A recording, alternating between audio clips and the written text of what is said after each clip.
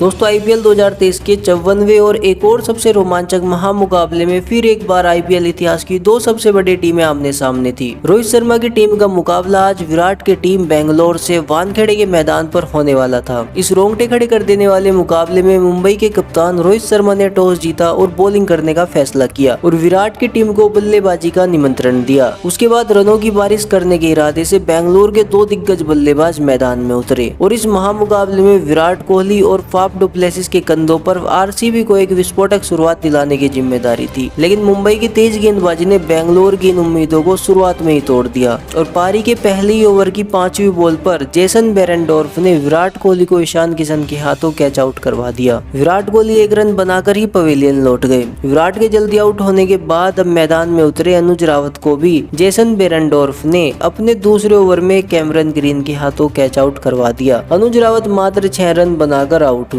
3 over के बाद RCB मात्र 20 रन पर अपने 2 महत्वपूर्ण विकेट गंवा चुकी थी और शुरुआत में ही मुंबई इंडियंस ने दबाव बनाना शुरू कर दिया था। लेकिन विकेट गिरने के बाद अब आरसीबी की ओर से बल्लेबाजी करने मैदान में उतरे खतरनाक बल्लेबाज ग्लेन मैक्सवेल और यहाँ से मैक्सवेल और फाफ डु प्लेसिस दोनों ने विस्फोटक अंदाज में बल्लेबाजी करना शुरू कर दिया और मुंबई इंडियंस की खतरनाक गेंदबाजी पर दोनों कहर बनकर टूट पड़े। मैच की अगली 61 बॉलों पर इन दोनों दिग्गज बल्लेबाजों ने 120 रन कूट दिए। बेंगलोर की टीम अब मैच में वापसी कर चुकी थी, लेकिन दूसरी तरफ इन दोनों बल्लेबाजों से रोहित काफी ज्यादा परेशान हो चुके थे। तभी मैच के 13वें ओवर में जेसन बेरेंडोर्फ मैक्सवेल को निहाल वधेरा के हाथों कैच आउट करवा देते हैं। मैक्सवेल 33 बॉलों पर ताबड़तोड़ 68 रनों की पारी खेलकर आउट हुए। 13वें ओवर तक आरसीबी 3 विकेट के नुकसान पर 140 रन बना चुकी थी और मैक्सवेल के आउट होने के बाद अब मैदान पर आए महिपाल लोमरोर भी 3 बॉल पर मात्र 1 रन बनाकर कुमार कार्तिकेय का शिकार बने। अब टीम को एक अच्छे स्कोर तक पहुंचाने की सारी जिम्मेदारी फाफ डु प्लेसिस के कंधों पर आ चुकी थी। लेकिन फाफ डु प्लेसिस भी 14वें ओवर में एक अद्भुत शॉट खेलने के चक्कर में कैमरन ग्रीन का शिकार बन गए। फाफ डु प्लेसिस ने 41 बॉल पर ताबड़तोड़ 65 रनों की कप्तानी पारी खेली। लेकिन अब आरसीबी की टीम पूरी तरह बिखर चुकी थी। विकेट लगातार गिर रहे थे। मुंबई के बॉलर कहर बरपा रहे थे। 15 ओवर के खेल तक आरसीबी 152 रनों पर अपने 5 विकेट गंवा चुकी थी और अब क्रीज पर थे 2 नए बल्लेबाज दिनेश कार्तिक और सब्स्टिट्यूट के तौर पर बैटिंग करने आए केदार जाधव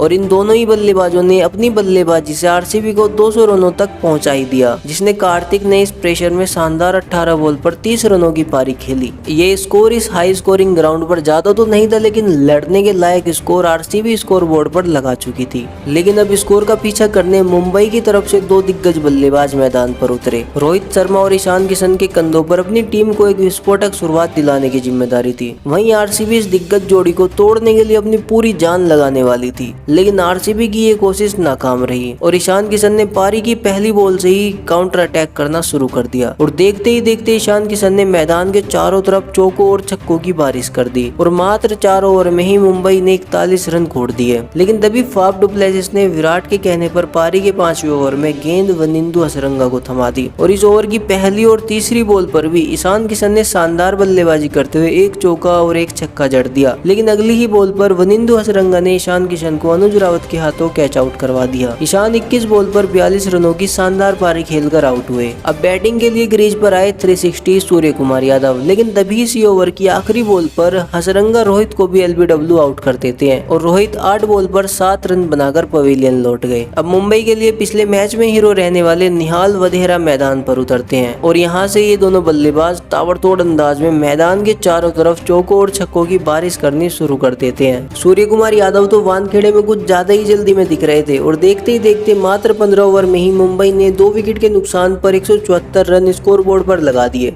और 16 ओवर लेकर आए वीसक विजय कुमार की पहली 3 बॉल पर ही स्काई ने 16 रन कूट दिए। लेकिन अगली ही बॉल पर वीसक विजय कुमार ने सूर्य कुमार यादव को केदार जाधव के हाथों कैच आउट करवा दिया और 192 के स्कोर पर मुंबई का तीसरा विकेट गिरा सूर्य कुमार यादव के रूप में। लेकिन जब तक सूर्य अपनी चमक मैदान के हर कोने में छोड़ चुके थे, वानखेड़े में रात को सूर्य खूब चमक रहा था। सूर्य कुमार यादव ने इस मैच में मात्र 35 बॉल पर ताबड़तोड़ 83 रनों की पारी खेली, जिसमें 7 चौके और 6 गगनचुंबी छक्के भी शामिल है। इसके बाद अगली ही बॉल पर टिम डेविड शून्य के स्कोर पर ही आउट होकर पवेलियन लौट गए। वीसक विजय कुमार ने अपने इस ओवर में बैक टू बैक 2 विकेट चटकाए, लेकिन जब तक जीत आरसीबी से काफी दूर जा चुकी थी और अगले ओवर में 17वें ओवर की तीसरी बॉल पर निहाल वधेरा ने छक्का मारकर मुंबई को ये मैच 6 विकेट से जिता दिया और इस छक्के के साथ ही मात्र 34 बॉल पर अपना अर्धशतक भी पूरा कर लिया। दोस्तों मुंबई इंडियंस इंडियंस ने 200 रनों का ये लक्ष्य मात्र 16.5 ओवर में ही चेज कर लिया, जिसमें सूर्य कुमार यादव की वो 35 बॉल में 85 रनों की पारी का सबसे बड़ा योगदान रहा, जिसके लिए उन्हें मैन ऑफ द मैच का अवार्ड भी दिया गया। वहीं दोस्तों आपको बता दें कि मुंबई इंडियंस को इस जीत के बाद पॉइंट्स टेबल में बड़ा फायदा मिला है और मुंबई की टीम 8वें स्थान से अब सीधे तीसरे स्थान पर पहुंच गई है। वहीं दोस्तों आरसीबी को इस हार के बाद भारी नुकसान हुआ है, जहां आरसीबी को अब नेट रन रेट के जरिए प्लेऑफ में जगह मिल सकती है।